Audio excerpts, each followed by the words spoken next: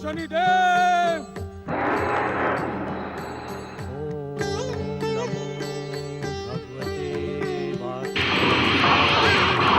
आप दोनों ओर से छरी और विष्णु के भक्ति का राग आलाप कर शनि को समाप्त कर देने के इच्छुक है। सावधान सूर्यदेव सावधान। क्या आप अपने पुत्र शनि की विध्वंसक विनाशक और मारक शक्तियों से अपरिचित हैं? बंद करे ये प्रलाप, बंद करे, अन्यथा मेरा क्रोध आपको तपस्या योग्य रहने नहीं देगा। बंद करे ये प्रलाप।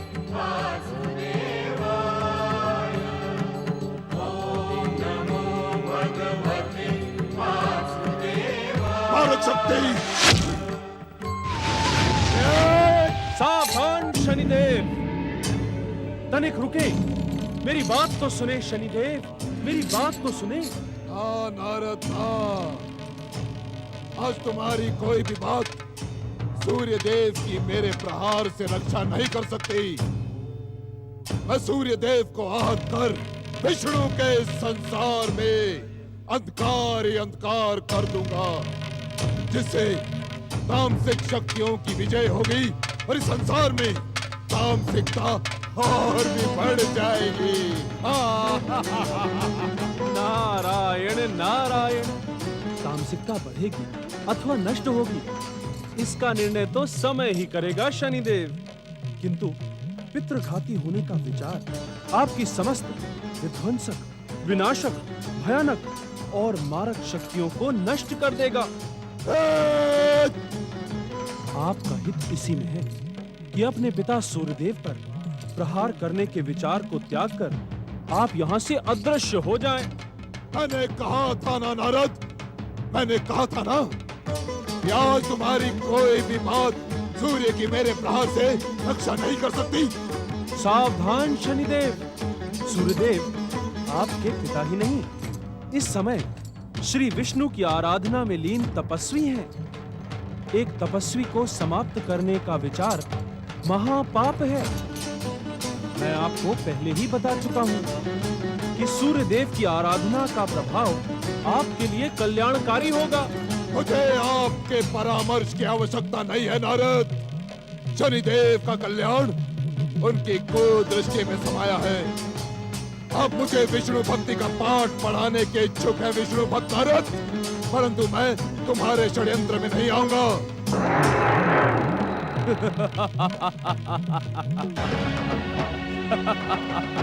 आज विष्णु के इस संसार को अपने तेज से प्रकाशित करने वाले सूर्य का जीवन संकट में है नारद।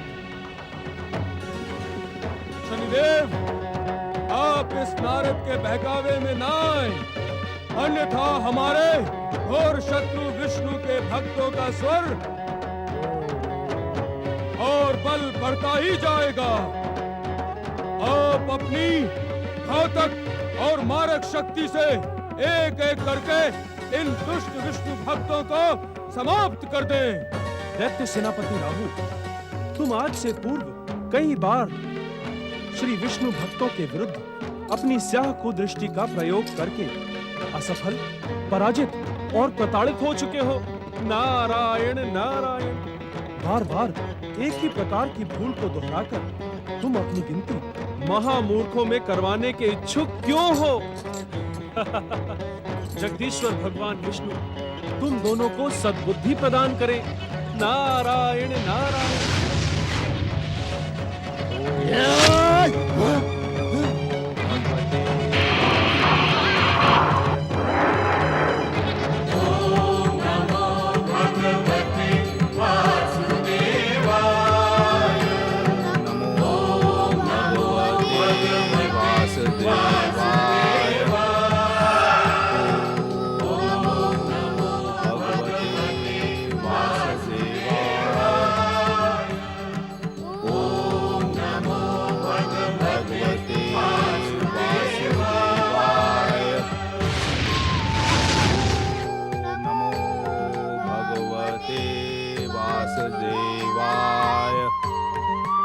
देवराज, ये मधु मधुवन का स्वामी ही नहीं राक्षस भी थे।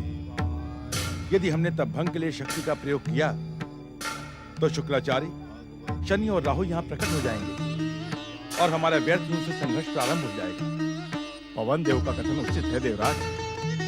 हमें मधु और ध्रुव के तप को भंग करने का कोई अन्य उपाय सोचना होगा। आप दोनों का कथन उचित तो है, किंतु समय उचित नहीं है। अर्थात यदि इस समय हमने इनका तप भंग न किया तो भगवान विष्णु से वरदान प्राप्त करके ये हमारे स्वर्गलोक को चुनौती देने लगेंगे। हमारा इंद्रासन संकट में पड़ जाएगा। किंतु देवराज, सूर्यपुत्र शनिदेव और दैत्य सेनापति राहु की कुदृष्टि भी इनकी तप शक्ति के सम्मुख पराजित हो गई है। हमें ज्ञात है, इस कारण हम इन दोनों पर एक साथ नहीं, अलग अलग प्रहार करेंगे। पहले हम अपनी शक्ति से मधु को आहत कर उसे तपस्या योग्य रहने ही नहीं देंगे। उसके पश्चात ध्रुव पर अपनी युक्ति का प्रयोग करेंगे। वज्र,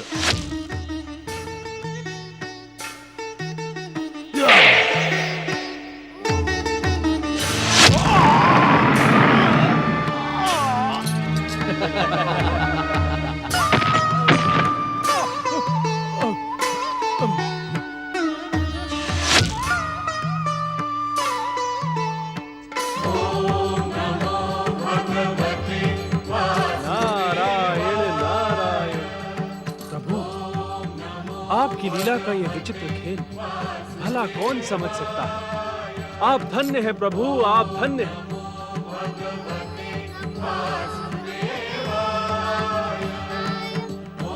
देवराज, इस निर्दोष बालक पर शक्ति का प्रयोग करना अनुचित होगा। इस कारण हमें भगवान विष्णु के कोप का भाजन भी बनना पड़ सकता है। आप कोई अन्य उपाय करें देवराज। अग्निदेव, ध्रुव पर शक्ति का नहीं, युक्ति का प्रयोग करने की घोषणा हमने पहले ही कर दी है। अर्थात बालक पर मां की ममता की युक्ति का प्रयोग ही सफल हो सकता है। नारायण नारायण।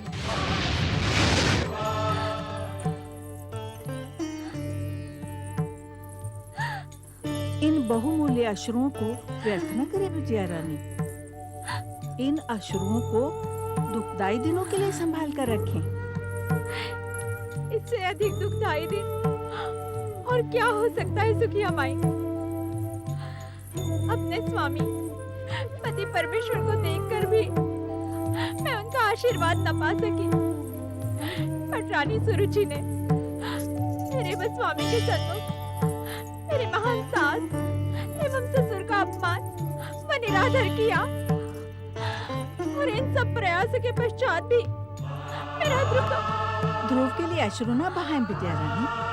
उनके लिए शोक करना अनुचित है। वे भगवान श्री विष्णु की परम पावन दिव्य भक्ति पाने के लिए हमसे बिछड़े हैं। प्रभु कृपा हुई तो वे शीघ्र ही सफल होकर लौटेंगे। परंतु मैं एक माँ हूँ। जगत पालक श्री विष्णु ने माँ का हृदय कोमलता और ममता के तत्व से बनाया है। तो मात्र एक बार अपने पुत्र की झलक देखने की इच्छुक हूँ। बिटिया रानी, मेरा कोमल बालक मनों के कष्ट सहते सहते कहीं मुरझा तो नहीं गया?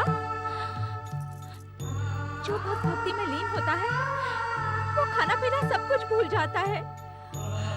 उसे किसी बात की सुध नहीं रहती। मेरा पुत्र अवश्य बिना खाए पिए सूख कर काटा हो गया होगा। सुखिया माई सत्य कह रही है महारानी सुनीति। हर्ष और आनंद की इस घड़ी में आप अपने अश्रुओं को व्यर्थ न करें। मुझे भागन के भाग्य में हर्ष और आनंद कहां से दिख गए आपको? महारानी सुनीति, हमने आपके पुत्र ध्रुव को भयानक वन में से ढूंढ निकाला है। क्या ये हर्ष और आनंद का विषय नहीं है? अवश्य है, अवश्य ही है। हर्ष और आनंद का विषय है, किंतु आप अपनी बात निसंकोच कहें महारानी सुनीति। आपने इच्छा मात्र से यहाँ प्रकट होकर अपनी दिव्यता सिद्ध कर दी है, किंतु क्या हम आपका परिचय? अवश्य। मैं स्वर्गाधिपति देवराज इंद्र हूँ। देवराज इंद्र? चकित होने की आवश्यकता नहीं है महारानी सुनीति। आपका भोला, कोमल और अबोध बालक अभी जब तब व्रत के विषय में कुछ नहीं जानता। अर्थात उसे ज्ञात नहीं है कि जगदीश्वर भगवान विष्णु की परीक्षाएं बहुत लंबी होती हैं। ज्ञात नहीं कि वे कब किसकी तपस्या से प्रसन्न हो, और जब हो तब तक बालक ध्रुव जीवित रह भी पाएगा अथवा नहीं। नहीं नहीं, ऐसा ना कहे देवराज। इंद्र महाराज, हमारे ध्रुव को कुछ भी हानि ना हो। इस समय स्थिति तो ऐसी ही है महारानी सुनीति कि अघटित विघटित हो सकता है। विष्णु भक्ति में लीन बालक ध्रुव के प्राण कभी भी नहीं, आपको हमारे ध्रुव के प्राणों की रक्षा करनी ही होगी, अन्यथा मैं आपके चरण नहीं छोड़ूंगी। उठो महारानी, उठो। ध्रुव की दुर्दशा को देखकर मैं स्वयं को रोक न सका और आपके समीप चला आया, किंतु क्या देवराज? मैं उसके हट को खंडित करने में असफल हूं। मुझे आपके कष्ट, दुर्भाग्य और दुखों का भली भांति ज्ञान है महारानी सुनीति, किंतु ध्रुव के हट को अब आप ही खंडित कर उसके प्राणों की रक्षा कर सकती हैं। समय व्यर्थ ना करें महारानी सुनीति। कहीं ऐसा ना हो कि हमारे पहुंचने से पूर्व ही वो अबोध बालक यमराज का भोजन बन जाए। नहीं नहीं, आपकी कृपा पाकर मैं धन्य हो गई। शीघ्र चले देवराज, मुझे मेरे पुत्र के समीप ले चले। अवश्य। मैं आपको अपनी दिव्य शक्ति से आकाश मार्ग से ले चलता हूं। नारायण नारायण। धैर्य महारानी सुनीति, स्वार्थी इंद्र के माया चक्र में न उलझे आप। देवर्षि, आप यहाँ इस समय? प्रणाम देवर्षि। प्रणाम महारानी सुनीति। हमारा एक क्षण भी व्यर्थ करना बालक ध्रुव के भविष्य के लिए संकट बन सकता है। देवराज, आप अपने स्वार्थ की पूर्ति के लिए इतना अधिक नीचे जा सकते हैं, इसकी तो मैंने कल्पना भी नहीं की थी। नारायण नारायण। एक माता की ममता पर कुठाराघात करना क्या आपको शोभा देता है देवऋषि? मैं ध्रुव के प्राणों का संकट देखकर ही ममतावश यहां प्रकट हुआ था, किंतु आपने असमय प्रकट होकर असत्य के माध्यम से आप एक मां की ममता को भ्रमित अवश्य कर सकते हैं देवराज, किंतु नारद को भ्रमित करने की चेष्टा न करें। नारायण नारायण। आपको भय हो गया है कि जगदीश्वर भगवान विष्णु से वरदान प्राप्त करने के पश्चात बालक ध्रुव आपके स्वर्ग पर अधिकार न कर ले। देवऋषि। देवराज इंद्र, आप भयानक भूल कर रहे हैं। नारायण नारायण। बालक ध्रुव अपने कठोर जप तप व्रत के फलस्वरूप जगदीश्वर भगवान विष्णु से जो दिव्य वरदान प्राप्त करेगा, उसके सम्मुख सहस्त्रों स्वर्ग भी तुच्छ हैं। महारानी सुनीति, एक क्षण का भी विलंब ध्रुव के जीवन के लिए भयानक सिद्ध हो सकता है।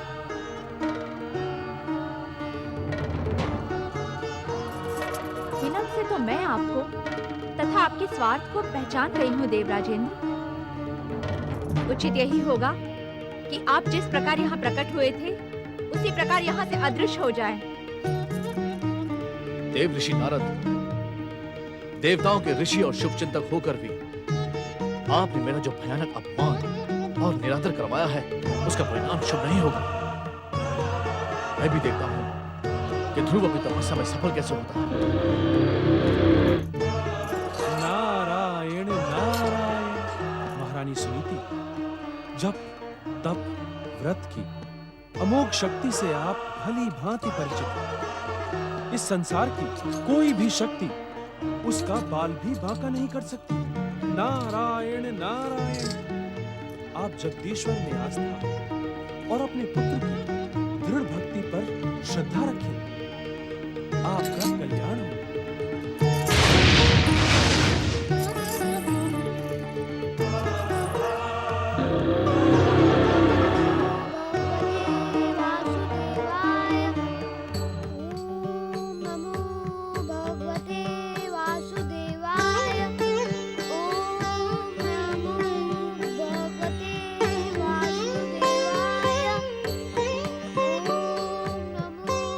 घृताची अप्सरा शीघ्र प्रकट हो। देवराज, आज्ञा है। पिताजी, स्वर्गाधिपति देवराज इंद्र का सिंहासन डोल रहा है। तुम्हें अपने अभिनय से देवराज इंद्र की सहायता करनी होगी। मेरी समस्त कला देवराज इंद्र के चरणों में समर्पित है। आप आज्ञा तो करें। पिताजी, तुम्हें ध्रुव की माता सुनीति का रूप धारण करना होगा और ममता के आंसू बहाकर इस हड्डी ध्रुव को तपस्या त्यागने के लिए विवश करना होगा। जो आज्ञा देवराज।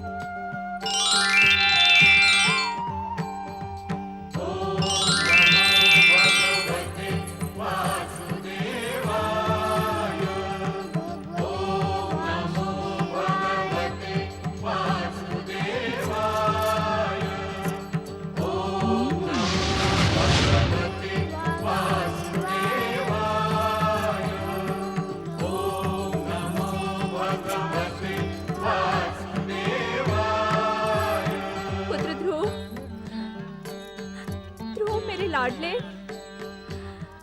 अपनी हट के कारण ये कैसी दुर्दशा कर ली है तूने अपनी। तनिक अपने शरीर को तो देख, कितना मुरझा गया है तू। अपनी माता पर दया कर ध्रुव, तेरी ये दशा मुझसे नहीं देखी जाती। ध्रुव, लौट चल मेरे साथ, चल लौट चल, त्याग दे इस सब को।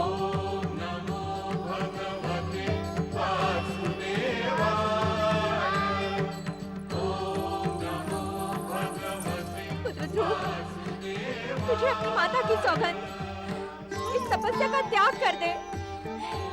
ये तपस्या नहीं, हठ है पुत्र। इसके कारण तेरे प्राणों पर संकट आ गया है। त्याग दे इस हड्डियों को, त्याग दे पुत्र।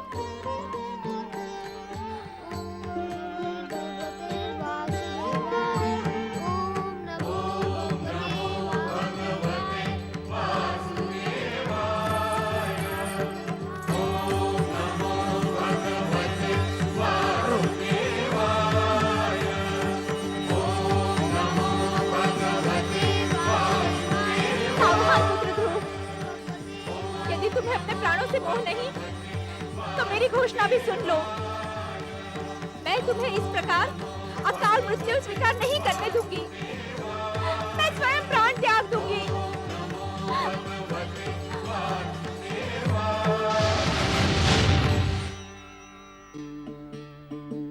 ओम नमो भगवते वासुदेवाय।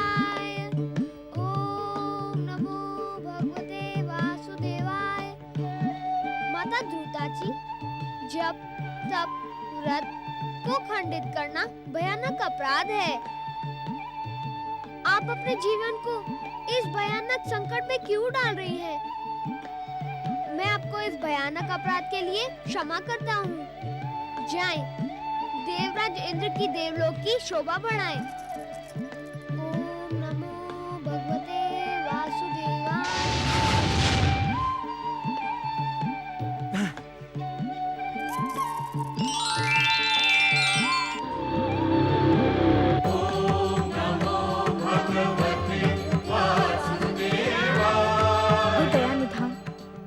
जगत पालक, हे जगदीश्वर, अपनी योग निद्रा को विराम दे और मेरी पुकार सुने।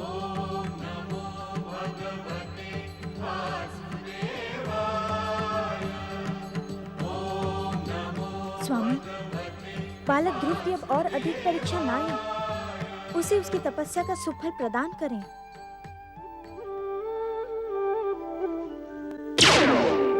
जगदीश्वर भगवान विष्णु को सप्तऋषियों का प्रणाम। हे भक्तवत्सल भगवान, हे जगदीश्वर, आज हम सब आपके सम्मुख एक प्रार्थना लेकर उपस्थित हुए हैं। हमारी प्रार्थना सुने प्रभु। बैकुंठ में सप्त ऋषियों का स्वागत है। आपके आगमन से बैकुंठ का वातावरण भक्तिमय हो गया है। अपनी इच्छा कहें, मैं आपका क्या शुभ कार्य करूं? हे जगदीश्वर, बालक ध्रुव की अनुपम भक्ति साधना सफल करें और उसकी समस्त इच्छाएं पूर्ण करें प्रभु। हे जगदीश्वर, बालक ध्रुव की व्यथा हमसे देखी नहीं जाती। आप हमारी करुण पुकार सुनकर बालक ध्रुव को अनन्य भक्ति का पुण्य प्रदान करें प्रभु। सप्तऋषियों, आप उचित समय पर पधारे हैं। हम आपके अनुरोध को अवश्य स्वीकार करेंगे। हे दयानिधान, यदि आप आज्ञा करें तो हम अपनी एक शंका का समाधान भी कर लें। सप्तऋषि पुलस्त्य, यदि आप में से किसी के मन में शंका या संदेह बना रहेगा तो वो हमारे सृष्टि और जप तप व्रत के लिए अनुचित होगा। कारण कि आप सृष्टि के उच्च विचारों, जप तप व्रत के मूर्तिमान आदर्श हैं। कहें, आप क्या कहते हैं? हे जगदीश्वर, आपने अबोध और कोमल बालक ध्रुव की इतनी कठोर परीक्षा ली, उसे इतनी लंबी साधना के लिए विवश किया, किस कारण प्रभु? बालक ध्रुव की अटल भागवत भक्ति, भविष्य में भक्ति और जप तप व्रत करने वाले भक्तों के सम्मुख प्रेरणा का स्रोत बने। ध्रुव का नाम बालकपन से ही भक्ति और श्रद्धा के इतिहास में अमिट अक्षरों से अंकित हो, यही हमारी कामना है। क्षमा प्रभु, अपनी कामना पूर्ति के लिए क्या आपने बालक ध्रुव को संकटों के भयानक पाश में उलझा नहीं दिया है? महादेवी, हमारी कठोर परीक्षा और लंबी प्रतीक्षा से कोमल बालक ध्रुव को कष्ट नहीं हुआ है, अपितु उसकी भक्तिमय आत्मा में आनंद की वृद्धि हुई है। उसने इस जप तप व्रत के माध्यम से हमारे सच्चिदानंद स्वरूप के दर्शन प्राप्त किए हैं। उत्तम उत्तम उत्तम। ध्रुव को दर्शन और वरदान देना तो अब केवल औपचारिकता है, और वो औपचारिकता हम शीघ्र ही पूर्ण करेंगे। इतना ही नहीं सप्तऋषियों, राक्षस मधु तथा सूर्य देव को भी हमारी कृपा शीघ्र ही प्राप्त होगी। हे जगदीश्वर, आपके वचन सुनकर हम सब धन्य हो गए। आपकी लीला अपरंपार है प्रभु, अपरंपार है।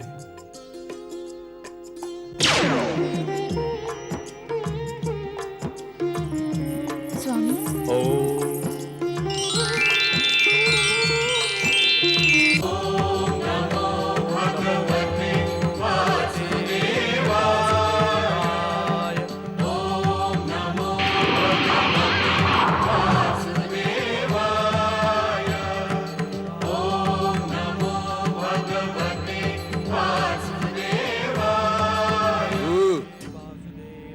सूर्य की तपस्या से चकित होकर तुम मेरा ही स्मरण कर रहे थे ना?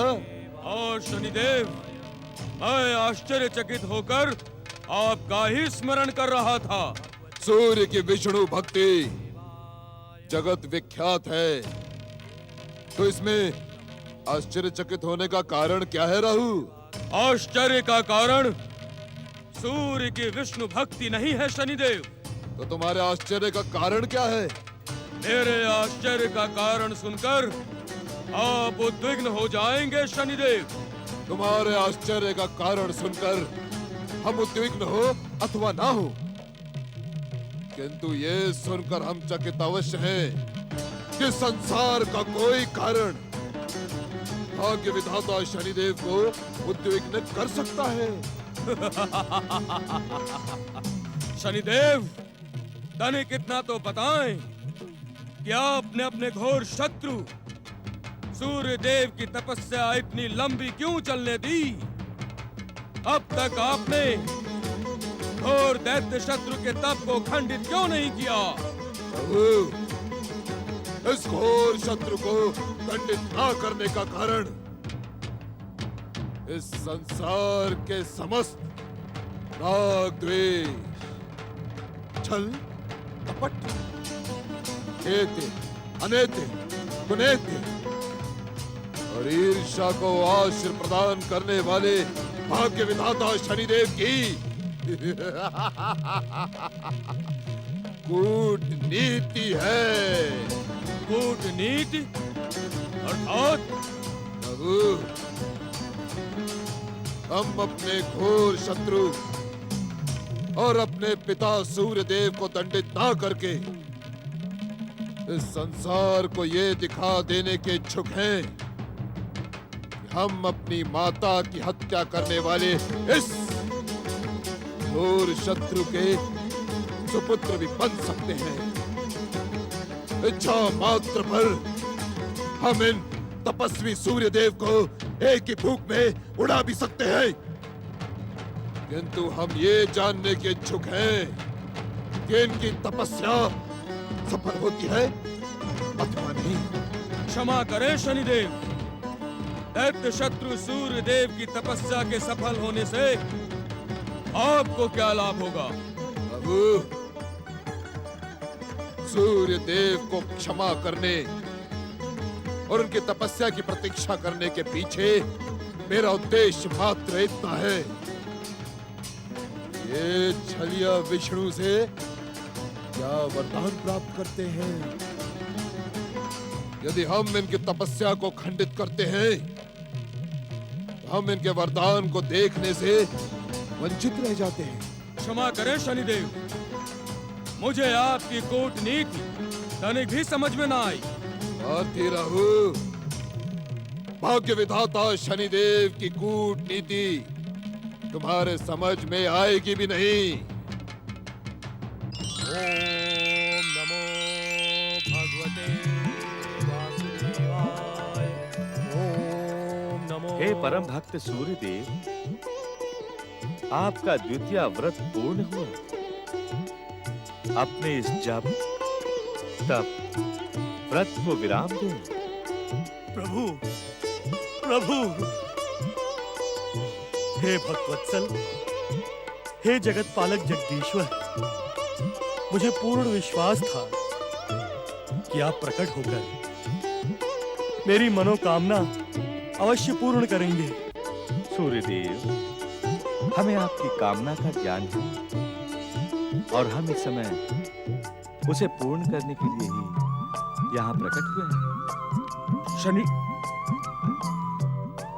सूर्य नारायण देव, आपको विधि के विधान और नियंता के नियति के कारण ऐसे पुत्र और पुत्रियों का पिता बनना पड़ा जो स्वयं अपने को और आपको सुख प्रदान करने से वंचित रहे।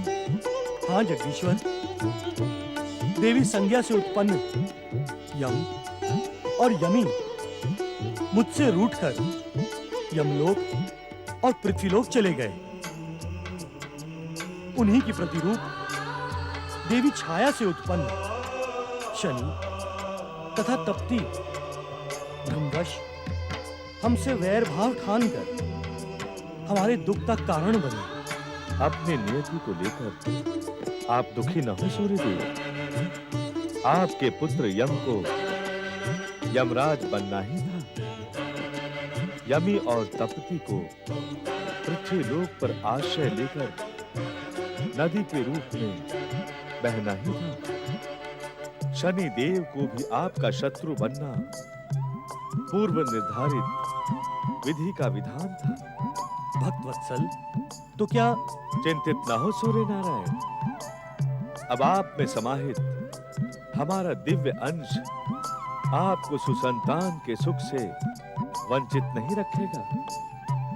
हम आपको ऐसे 2 दिव्य पुत्रों का वरदान प्रदान करते हैं जो किसी माता के उदर से नहीं, आप ही के तेजस्वी शरीर से उत्पन्न होंगे। प्रभु आपकी जय हो।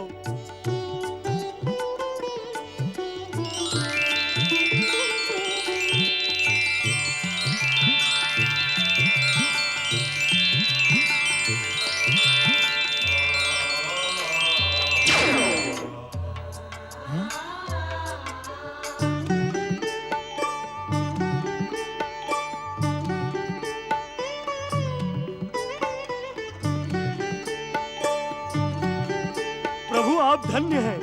दिव्य आत्मा अश्विनी कुमारों, तुम दोनों परम शांत, शीतल, मंगल और कल्याणकारी अमृत कलश लेकर प्रकट हुए। इस दिव्य अमृत के समान ही तुम दोनों का स्वभाव परम शांत, शीतल, तृप्तिकारक और सुखदायी होगा।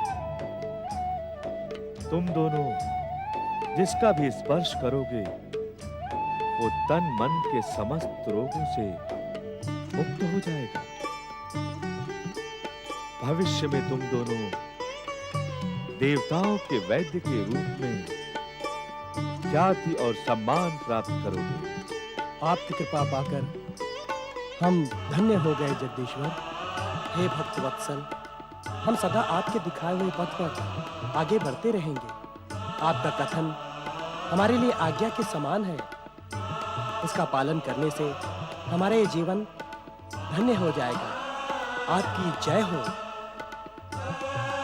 सूर्यदेव, अपने इन आज्ञाकारी और दिव्यात्मा पुत्रों को अपनी कामना पूर्ति का आदेश दें।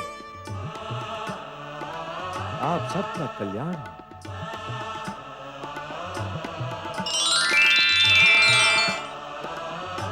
हे दिव्यात्मा अश्विनी कुमारों, क्या तुम हमारी इच्छा और कामना पूर्ण करने के लिए उत्सुक हो? आपकी इच्छा और कामना पूर्ण करना हमारा कर्तव्य ही नहीं, धर्म भी है पिताश्री। हमें आदेश प्रदान कर धर्म और कर्म की दिशा में आगे बढ़ने का सुअवसर प्रदान करें पिताश्री। पुत्रों, सर्वप्रथम तुम दोनों अपनी ज्येष्ठ भाई बहनों के मन से हमारे प्रति वैर भाव और उपेक्षा की भावना का अंत कर दो। यही हमारी सर्वप्रथम कामना है। जो आज्ञा पिताश्री।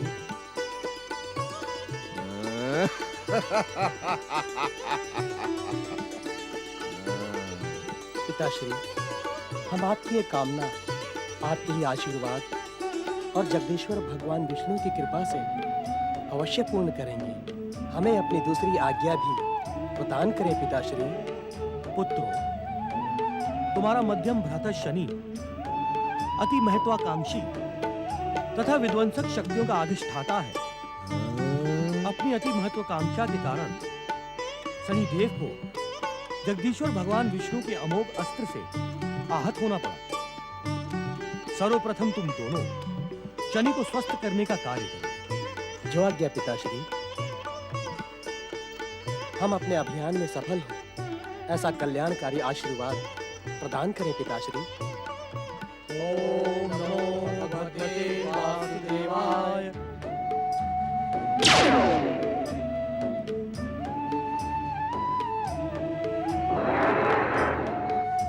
शनिदेव, आज आप भी दैत्य शत्रु छलिया विष्णु के एक और चमत्कार के साक्षी बन गए।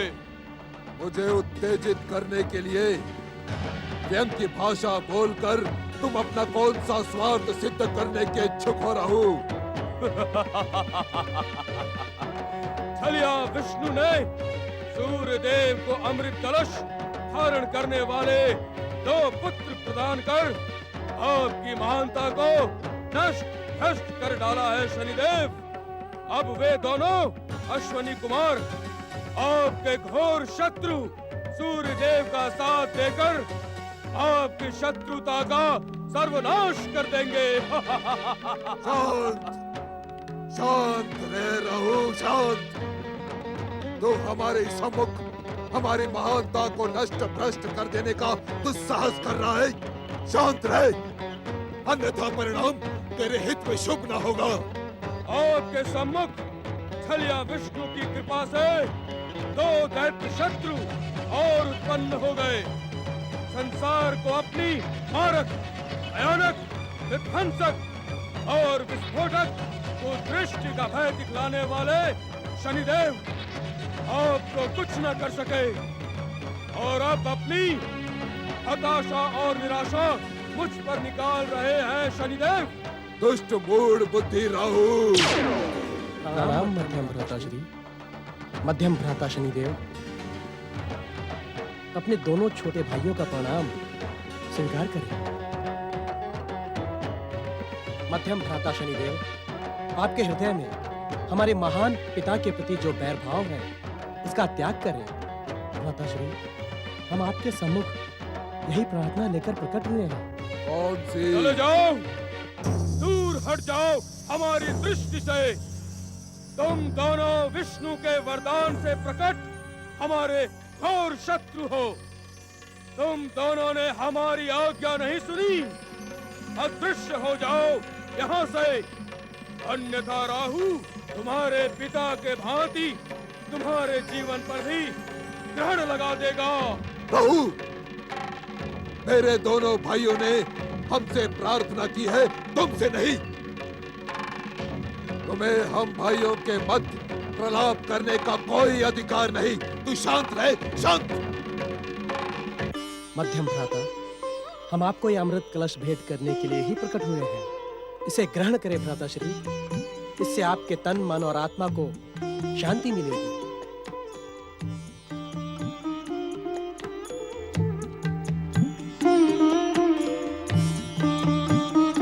जगदीश्वर भगवान विष्णु की कृपा से प्राप्त यह अमृत संसार के हर शाप, ताप, रोग और दोष का अंत करने में सक्षम है।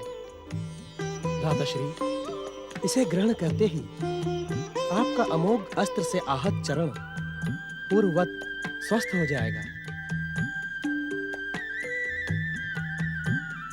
अपने मन की उद्विग्नता का शमन करें मध्यम भ्राताश्री, और अपने दोनों छोटे भाइयों की यह भेंट स्वीकार करें। षड्यंत्र और षड्यंत्र शनिदेव, सावधान सावधान शनिदेव, ये अमृत नहीं है, ये विष्णु और सूर्यदेव के षड्यंत्र का विष है। आप इसे ग्रहण ना करें शनिदेव। राहु, समुद्र मंथन के समय तुमने तो चुराकर देवताओं का अमृत ग्रहण किया था। इसी कारण विष्णु के चक्र सुदर्शन के प्रहार के पश्चात भी तुम आज तक जीवित हो। तो फिर तुम हमें उपहार में प्राप्त अमृत ग्रहण करने से क्यों रोक रहे हो? क्या तुम्हें हमारी अमरता प्रिय नहीं? हाँ?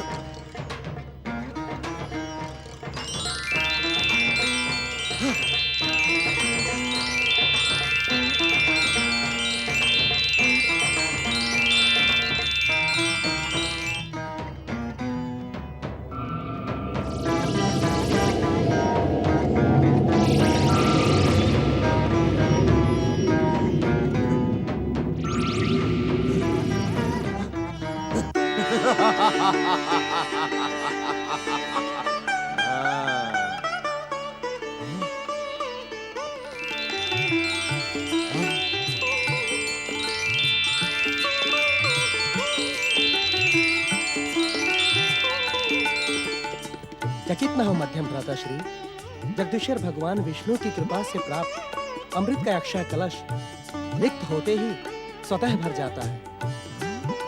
मध्यम भ्राताश्री, आपने हमारी प्रार्थना सुनी, इस कारण हम आपके आभारी हैं। आपकी जय हो।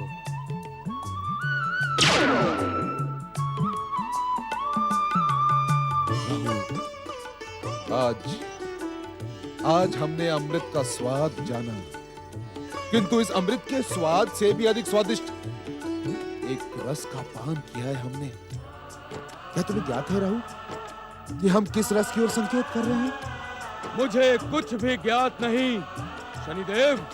राहु, इस अमृत रस के पान करने के साथ ही मुझे यह भी ज्ञात हुआ कि परिवार और भाइयों का प्रेम कितना निर्मल और सुखदायी होता है। जीवन में पहली बार राहु, पहली बार मुझे भाई और परिवार के प्रेम की अनुभूति मिली। आज मेरा जीवन धन्य हुआ राहु, धन्य हुआ।